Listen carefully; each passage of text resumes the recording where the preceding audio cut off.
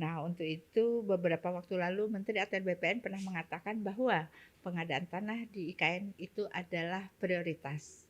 Nah, Mbak Dirjen dalam hal ini adalah Dirjen Pengadaan Tanah. Apa perannya Mbak Dirjen dalam pengadaan tanah di lokasi IKN ini?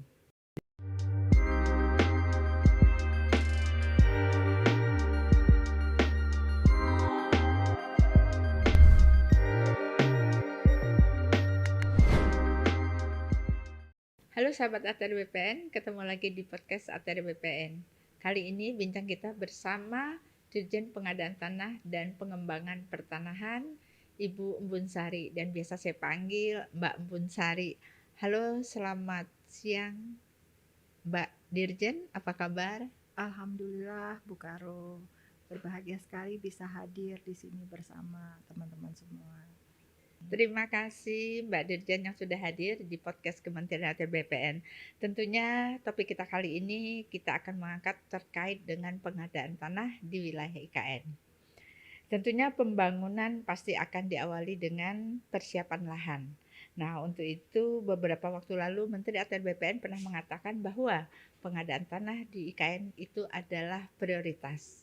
Nah, Mbak Dirjen dalam hal ini adalah Dirjen Pengadaan Tanah. Apa perannya Mbak Dirjen dalam pengadaan tanah di lokasi IKN ini? Baik Mbak Karo, jadi kalau Kementerian ATR BPN kita menyelenggarakan urusan pemerintahan di bidang pertanahan. Kementerian ATR BPN itu wajib memastikan tanah tersedia bukan hanya untuk IKN tetapi juga untuk keseluruhan infrastruktur pembangunan di negara kita. Dan khusus untuk IKN saya juga kebetulan dipercaya menjadi koordinator bidang infrastruktur dan pertanahan di tim transisi OIKN. Wih, luar biasa ya Bu ya. Ibu betul-betul perkasa. Baiklah Mbak Dirjen, untuk tahap pertama pembangunan dilakukan di mana? Berapa luas pengadaan tanah di lokasi IKN untuk tahap pertama ini? Oh, baik Mbak Karo, jadi sebelum saya cerita lebih lanjut mengenai pengadaan tanah, saya cerita dulu bahwa luas IKN ini keseluruhan 256.000 hektar dan di dalamnya ada KIPP. KIPP itu kawasan inti pusat pemerintahan, luasnya sekitar 6.671 hektar. Dan untuk tahap pertama sampai dengan pembangunan 2024, karena kan Pak Presiden mengharapkan bahwa 17 Agustus 2024 kita melaksanakan upacara memperingati kemerdekaan 17 Agustus itu di IKN. Jadinya kan kita harus pastikan lahannya clean and clear, kita harus pastikan pembangunan dapat kita mulai dan diselesaikan tepat waktu. Jadi untuk itu kita melakukan kalau di Undang-Undang 3 2022 itu perolehan tanah untuk IKN itu ada dua cara. Kalau kawasan hutan itu melalui pelepasan kawasan hutan, kalau APL atau areal penggunaan lain yang dikuasai masyarakat, kita melaksanakan pengadaan tanah sebagaimana ketentuan peraturan perundang-undangan yang berlaku. Baik, sebetulnya tadi pertanyaan lanjutannya, setelah itu ada tahap pertama dilakukan di mana, berapa luas pengadaan, tentunya berapa anggaran yang harus dipersiapkan untuk pengadaan tanah di tahap pertama ini? Jadi gini, tahap pertama yang akan dibangun itu di KIPP antara lain ada istana negara, kemudian ada perkantoran Menteri Menko, kemudian ada juga rumah ASN, non ASN, juga kan pasti untuk infrastruktur dibutuhkan jalan lingkar, jalan tol, dan untuk air minum ada IPAL, kemudian juga ada masjid negara dan banyak infrastruktur lain, itu ada sekitar 60 titik yang akan dibangun utamanya di KIPP. Luas lahan yang dibutuhkan itu sekitar 3.500 hektar, diantaranya ada kurang lebih 1.000 hektar itu kawasan hutan, sisanya itu area penggunaan lain atau lahan yang dikuasai masyarakat, dan kurang lebih itu dibutuhkan anggaran untuk ganti kerugian sekitar 14 sampai dengan 15 triliun sampai dengan terbangun di 2024 itu hanya untuk ganti kerugian lahan saja. Tadi Mbak Dirjen mengatakan bahwa pengadaan tanah tahap pertama ini kurang lebih 3.500 hektar. Iya. Nah, dari 3.500 hektar itu 1.000 adalah kawasan hutan. Iya. Berarti ada APL-nya sekitar 2.500. Iya. Nah, APL 2.500 itu apakah maksud kami terdiri dari apa saja? Apakah masyarakat di dalamnya, apakah ada apa tuh namanya perusahaan-perusahaan lain, atau mungkin adakah di 2.500 ini masyarakat adat di dalamnya? Jadi kalau data awal, jadi di dokumen perencanaan pengadaan tanah itu sudah kurang lebih status pemiliknya siapa kita sudah punya gambaran. Dan saat ini juga kita juga sudah melakukan pendataan ya. Sebenarnya kalau khusus di lokasi KIPP itu sudah by name by address, siapa yang ada menguasai di mana dan berapa luas. Jadi rata-rata memang masyarakat yang menguasai.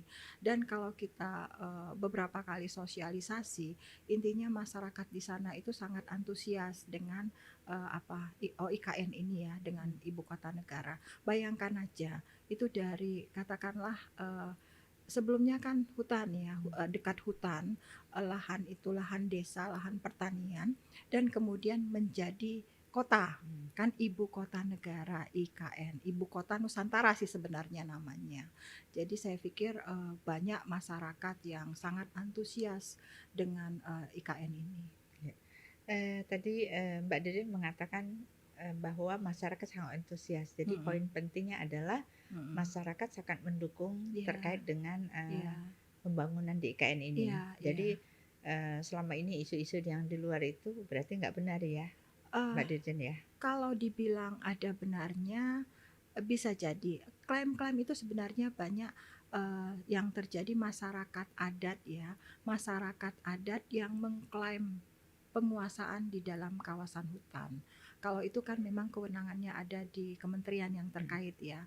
Kalau masyarakat yang ada di APL, saya pikir tidak ada masalah karena kan ganti kerugiannya itu jelas. Apalagi bahkan Pak Presiden kita sendiri berulang kali bilang bukan ganti kerugian tetapi ganti untung. Karena kan dalam pengadaan tanah itu mereka diganti rugi itu dengan harga pasar. Kalau istilah kita itu nilai perkiraan wajar atau NPW. Jadi saya yakin kalau pengadaan tanah pada umumnya tidak ada masalah, terutama di IKN. Gini aja Mbak Yuli, Bu Karo, saya contohkan saja untuk Bendung Sepaku semua yang ada di sana. Sebelum ada kegiatan rencana Bendung Sepaku Semoy, itu NJOP itu 2.000 per meter. 2.000 per meter. Begitu kita melaksanakan pengadaan tanah di Bendung Sepaku Semoy itu nilai NPW tadi, nilai ganti kerugian tadi berkisar 35.000 sampai dengan 77.000 per meter. Itu tanah saja berapa kali lipat itu. Iya, luar biasa kan? Luar biasa. Itu mendadak banyak yang jadi orang kaya, banyak yang jadi miliuner dengan itu. Itu baru Bendung Sepaku semua yang belum masuk IKN. Kalau sekarang IKN, sekarang aja kemarin kita sudah lihat harganya berkisar 650.000 sampai dengan 1 juta per meter. Per meternya. Padahal rata-rata mempunyai luas berapa ya? Ya beragam sih, tapi itu di atas 5.000 sampai dengan 2 hektar. Luasnya karena ya? Sebagian besar itu lahan pertanian. Lahan pertanian di Penajam Pasir Utara itu sebagian besar lahan pertanian. Akan tetapi memang kalau sudah mengarah ke Balikpapan ya sudah lebih masif ya penggunaannya. Baik, berarti yang kita tangkap di sini adalah bahwa masyarakat senang, masyarakat mendukung, di mana ganti rugi ini adalah ganti untung ya. Jadi pengadaan tanah ini memberikan harga yang cukup baik lah untuk, penggantian dari, negara. Nah, dalam pelaksanaan sosialisasi kemarin, apakah 100% masyarakatnya itu tidak ada yang protes, 100% menerima ganti rugi dalam bentuk uang? Apakah ada masyarakat yang, mungkin tidak mau dipindahkan atau masyarakatnya ingin dipindahkan dengan, di lahan yang lain yang, harus disiapkan oleh, pemerintah, Mhm. seperti apa? Oke, Bu Karo. Jadi, kalau kita bilang 100% setuju ya rasanya hampir tidak mungkin ya. Makanya kan Undang-Undang 2 2012 itu kan untuk mengantisipasi. Hmm. Mengantisipasi bahwa memang ada, beberapa pihak yang tidak setuju. Jadinya kan masyarakat kita ini mohon maaf lah kalau saya sedikit, nyeleneh dan bercanda.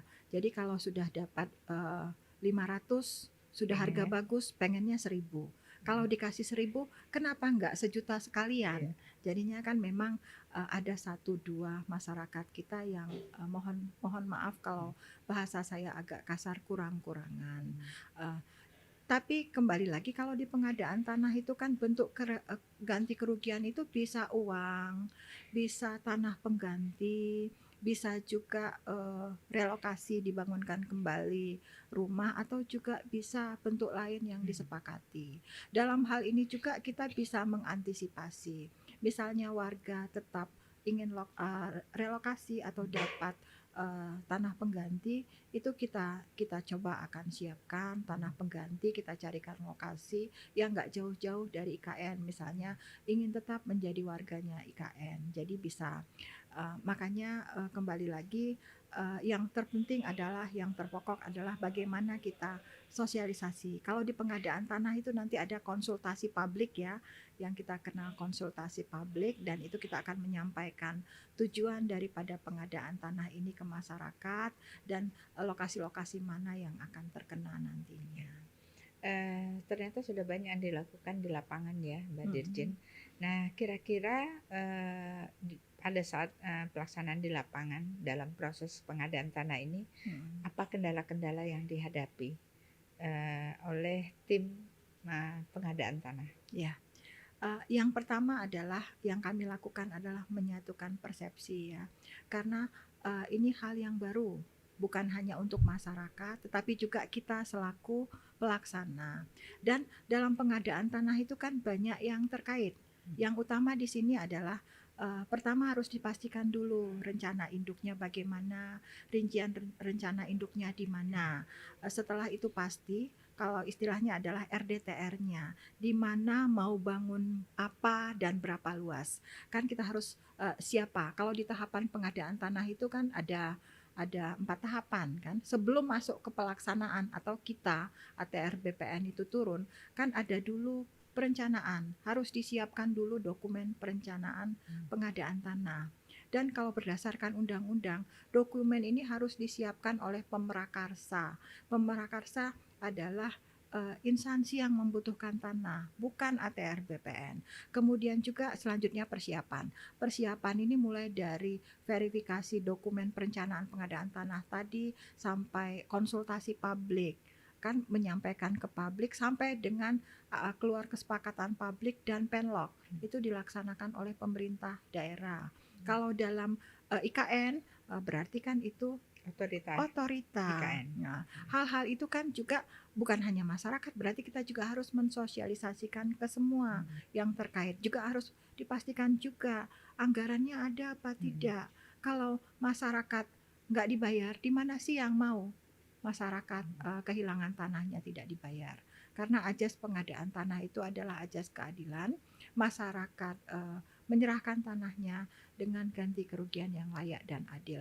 Jadi saya pikir, berproses kalau dibilang susah-susah banget, enggak, toh jalan. Iya, Dokumen perencanaan pengadaan tanah toh sekarang sudah bisa dikatakan sudah final, dan mungkin minggu-minggu depan kita sudah konsultasi publik. bebas. Mudah-mudahan tidak ada masalah. Dan lagi satu kelebihan daripada, Undang-Undang 3 2022 dan juga Perpres 65 yang khusus untuk tanahnya IKN, banyak keleluasaan dalam hal pengadaan tanah. Jadi, kalau memang dimungkinkan B2B, ya B2B. Tetapi kalau tidak dimungkinkan B2B karena ada penolakan, ya kita harus tempuh dengan Undang-Undang 2 2012. Baik, kalau demikian berarti pengadaan tanah di IKN ini sudah sampai kepada tahapan untuk konsultasi publik, Ya, ya. Kalau segera. gitu, menurut Mbak Dirjen, kira-kira kapan pengadaan tanah ini selesai? Karena Heeh. tadi, sebelumnya sudah disampaikan bahwa tahun 2024 Presiden ingin mengadakan, pelaksanaan, 17 Agustus di lokasi IKN. Ya, baik, Mbak Karo. Jadi, saya, sebelum menjawab mungkin lari kemana-mana dulu ya. Jadi kalau di Undang-Undang 3 2022, Undang-Undang IKN itu kita mengenal ada 4P. 4P itu persiapan, pembangunan, pemindahan, dan penyelenggaraan. Jadi persiapan oke, rasanya sudah relatif matang banget.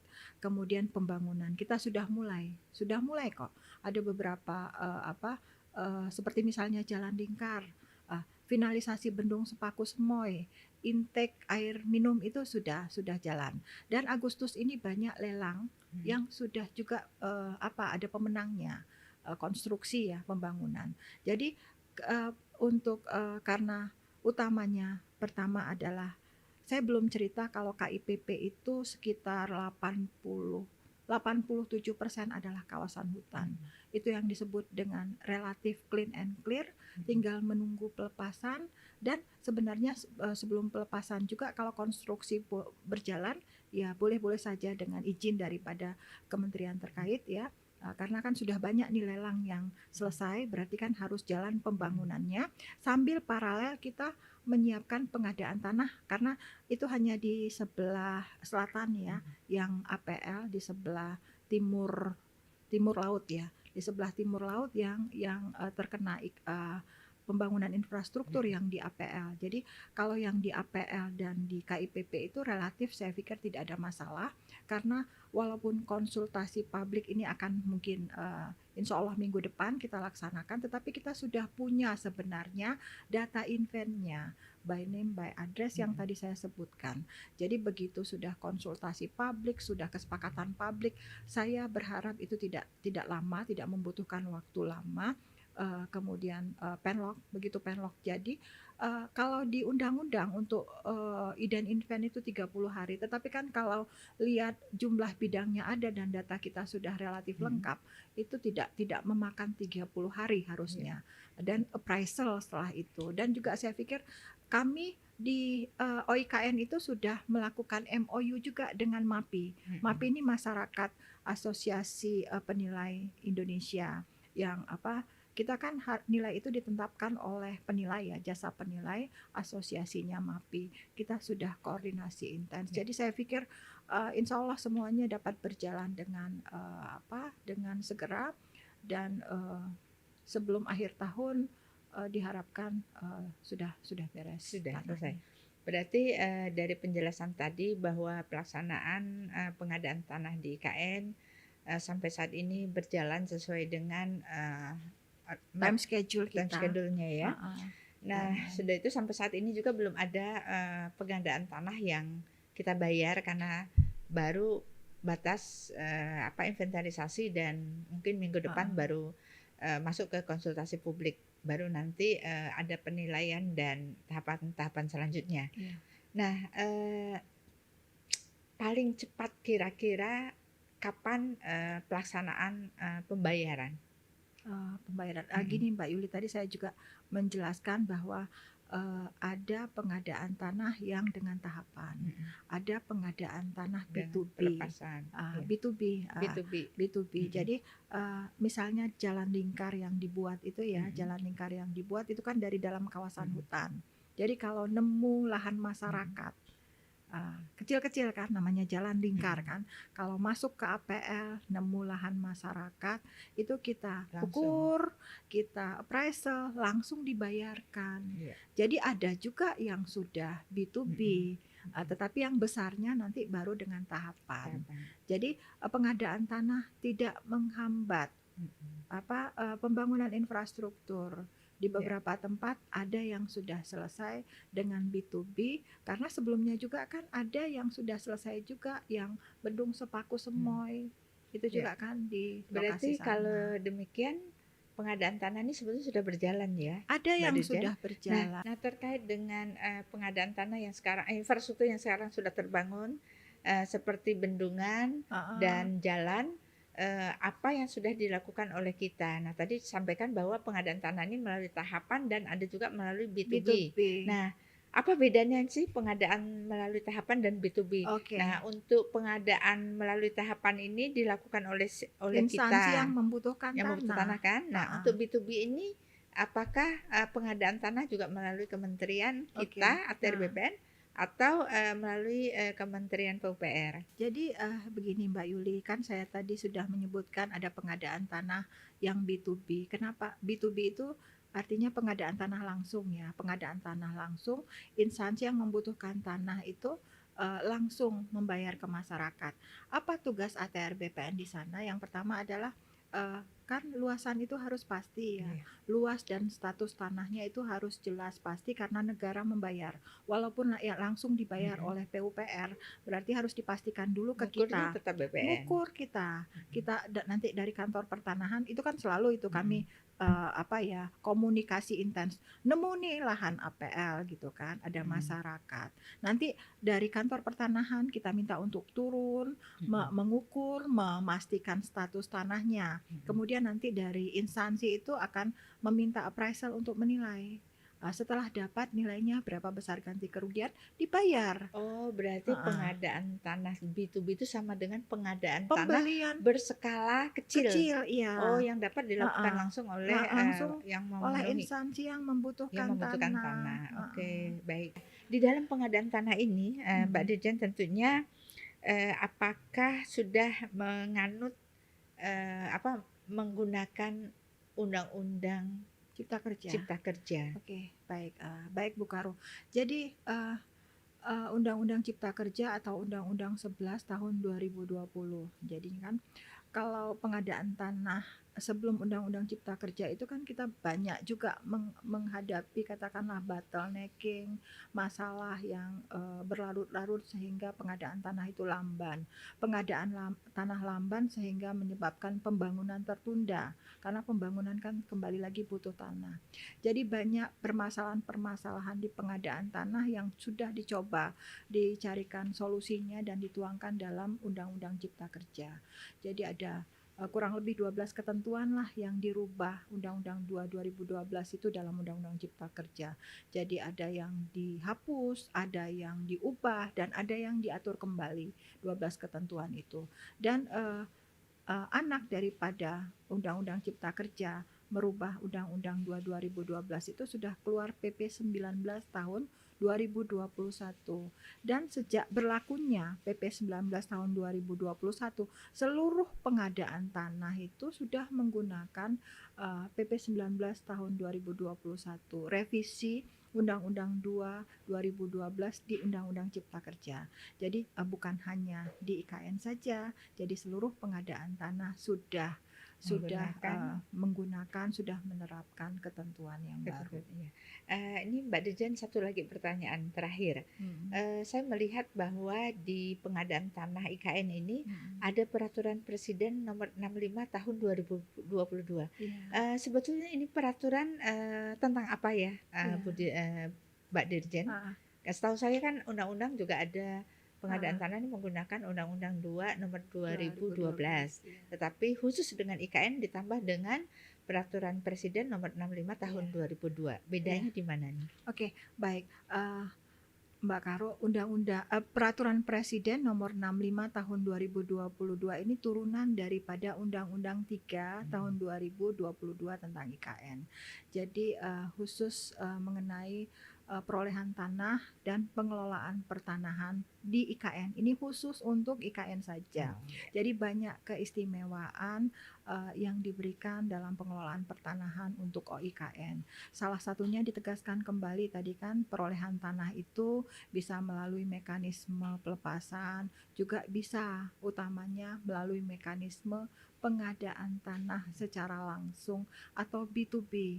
Ini yang membedakan dari Undang-Undang 2 2012. Kalau Undang-Undang 2 2012 kan disebutkan bahwa untuk luasan di atas 5 hektar itu harus dengan tahapan. Sementara luasan sampai dengan 5 hektar boleh menggunakan B2B atau juga boleh menggunakan tahapan skala kecil istilahnya. Skala kecil ini kan boleh tahapan tetapi cukup bupati wali kota saja. Kalau di IKN, jadi kalau dimungkinkan skala kecil maupun luasannya lebih dari 5 hektar, kalau dimungkinkan untuk pengadaan tanah B2B, kita laksanakan dengan B2B, boleh itu keluasannya. Selain itu juga Peraturan Presiden nomor 65 tahun 2021 ini juga mengatur mengenai land freeze dan hak yang diutamakan terkait pengelolaan pertanahan di IKN. Artinya kalau yang diutamakan untuk mendapatkan lahan atau membeli lahan di wilayah OIKN itu adalah IKN. Jadi kalau ada masyarakat ingin menjual tanahnya, harus tanya dulu ke IKN, apakah tanah ini dibutuhkan oleh IKN. Kalau ternyata IKN tidak butuh tanah itu, akan dikeluarkan izin yang bersangkutan boleh menjual ke pihak lain. Karena kan saya tidak sebut tadi bahwa di KIPP tidak semua lahan itu dibebaskan. Jadi kalau tidak dibutuhkan untuk infrastruktur IKN, masyarakat tetap ada di sana. Masyarakat boleh tetap memiliki tanahnya, menjadi warga IKN. Tetapi kembali lagi karena IKN ini diharapkan nanti menjadi forest city yang berkelas dunia. Jadinya kan harus tertata. Sudah ada rincian rencana induk sesuai dengan Perpres 63 tahun 2021 dan ini harus dipenuhi. Jadi masyarakat kepemilikan tanah di sana itu harus direvitalisasi. Nanti teman-teman dari konsolidasi tanah akan turun. Jadi ditata. Jadi bukan dipindahkan tetapi ditata agar sesuai dengan RDTR-nya OIKN. Baik Mbak Dirjen, terima kasih banyak sekali yang sudah disampaikan terkait dengan pelaksanaan pengadaan tanah di lokasi IKN Penajam Pasir Utara, Kalimantan Timur. Baik sahabat OTD BPN, tentunya sudah banyak yang kita saksikan tadi bersama Mbak Dirjen Pengadaan Tanah dan Pengembangan Pertanahan, Mbak Embun Sari. Sampai ketemu lagi di podcast berikutnya. Salam.